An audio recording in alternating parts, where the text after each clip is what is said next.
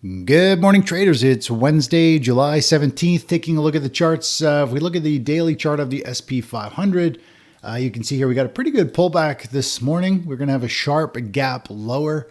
Not that much of a surprise. We talked about how we've got this really weird market condition giving us some really weird mixed signals in terms of large caps sold off on, let me get a marker here.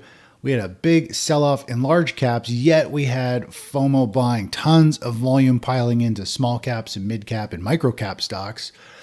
Typically, when we have overbought market, it means the market's going to go down when we have this. So definitely a really big disconnect, money flowing out of large caps, but piling into small caps. So I don't know how to really read that other than it's just a real kind of hectic or chaotic period. We have seen the market push higher yesterday, the overall broad market, and we had definitely got into a pretty major overbought FOMO buying, lots of people piling in. This one seems more legit, and we are actually seeing that play out this morning, meaning the market's overbought, everybody was piling in yesterday, and we should expect some type of pause or pullback. And the market is set to open sharply lower at 56.61, so somewhere right down into here. So we're going to have a big gap down. In the grand scheme of things, when we look at that percentage-wise, if you look over here, we've had a big pullback. This was a 1.4% pullback over here from the high down to the low. There was a 1.9% pullback from the high down to where it is about now. As about a, let's get that out of here. It's about a 1 or so pullback. So overall, today's gap down isn't anything crazy or dramatic. In fact, I talk about how I like gaps to the downside in most cases when the trend is up. The gap down is going to cause everybody to panic and bail out at the open. We might see it flush down even lower as everyone panics. So we're probably going to see our panic indicator, this green one, spike way up here as everybody dumps shares. And typically, that is going to shake the market out, and then we start to see the market go higher. That is the ideal situation, but we definitely have some very weird, awkward movement with money flowing out of the mega large caps, piling into the small caps, and all that stuff. So we're just going to let the market do its thing. There's no point. Nobody's going to know what happened or why until afterwards. Nobody knows what's going to go on. So we just let the markets chop around, do their thing, and we are positioned for higher pricing. The charts are still up, and the market is doing its thing to try and shake people out.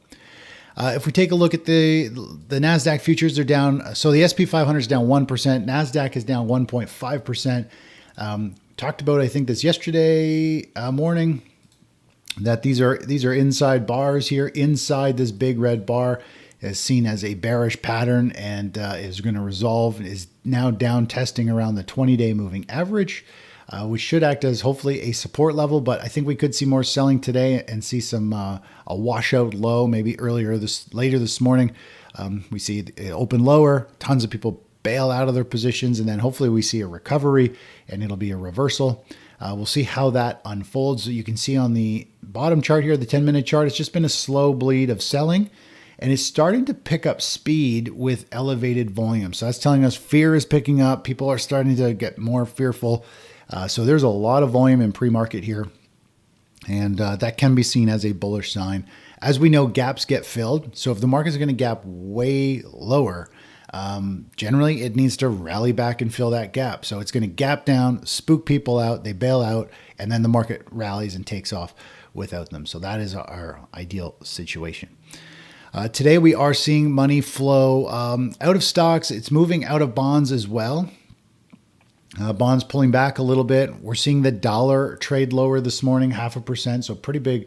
This is the daily chart here. You can see it. The dollar is starting to rotate back down. We've talked about how the dollar is in this big, like it's trying to create some rounding bottom. It does have this massive major base, and it can just chop around in here.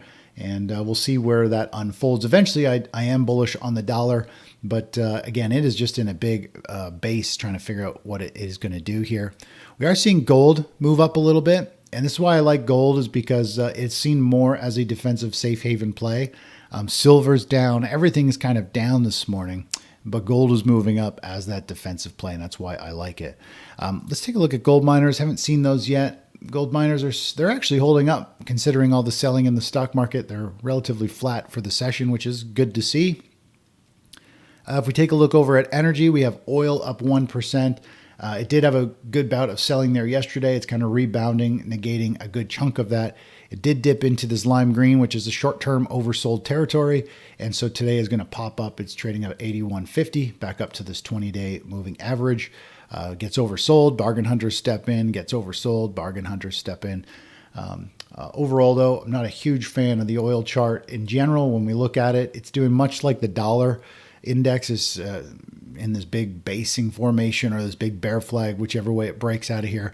It's going to have a big move. I am bearish longer term on oil and the economy, so I do feel like it will go to the downside eventually, but it is kind of got a series of lower highs, a series of higher lows. Is just getting squeezed into the apex of obviously a triangle here, and it's building energy. It's coiling like a spring, and then boom, it'll break out of that with some pretty strong momentum when it does. The longer and bigger the coil, the more power it has when it comes out of that coil. Last but not least, if we take a look at the Russell 2000, you can see it's at a very strong pop. Whether it's everyone thinking Trump is going to get in, cut taxes, it's going to help the small business, which is what I think we saw last time he got in, or if it has to do with CPI numbers or money rotating out of the big mega large caps and going into the small and micro caps. It could be all a mix of all those.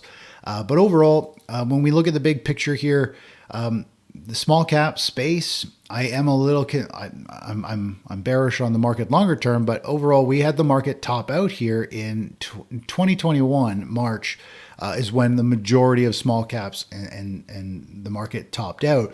Now, the small cap, the Russell 2000, ended up having one of these really strong, explosive moves just before it sold off.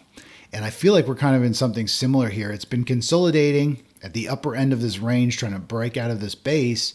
And you could draw a line right across here, and it has clearly broken out of that. I almost feel like this is one of those squeezes where everybody's piling up, just like right here. And once it runs out of steam, we go off a cliff and we start to see the market roll over. I feel like it's like the rest of the market now is piling into small aggressive stocks. The large caps, I think, have topped out. I think the small caps are about to potentially top out. And that means large caps are going down and small caps are going down. So the whole market is on the verge of potentially going down very soon. So we'll see how that unfolds. For all we know, this breaks into a new major bull market and we take off. No one knows for sure. That's why we follow trends. If the market keeps going, we'll continue to hold positions, continue to grow our account that way. So we don't need to get too wrapped up in what might happen. Let's just follow what is happening and manage our positions. So that's kind of a very interesting play. Of course, if we go back in time, if we go way back here on the Russell 2000, I think I need to go to IWM to go back this far. Whoops, IWM. If we go back and take a look at 2008, you can see here the small caps. Obviously, we had a major topping phase. We had eventually it broke down. It went into this complacency move, and there was a huge squeeze up in stock pricing, which is kind of similar to what I feel like we're doing right now. And then it went off a cliff into a massive market sell-off. So this big squeeze up is, very similar in a way that we have this this stage 3. Whoops, let me just squish this down a bit, move it over. We've got this, I think, stage 3 topping phase.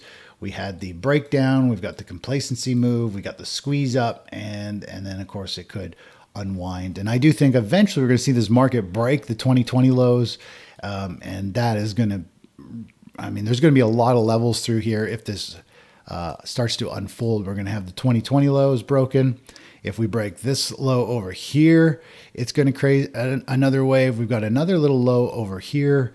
And then we've got another one kind of right over here, a couple lows layered in there. And the problem is when you have all these major lows from multi-years broken, once you trigger one, there's going to be a lot of orders that create a move down.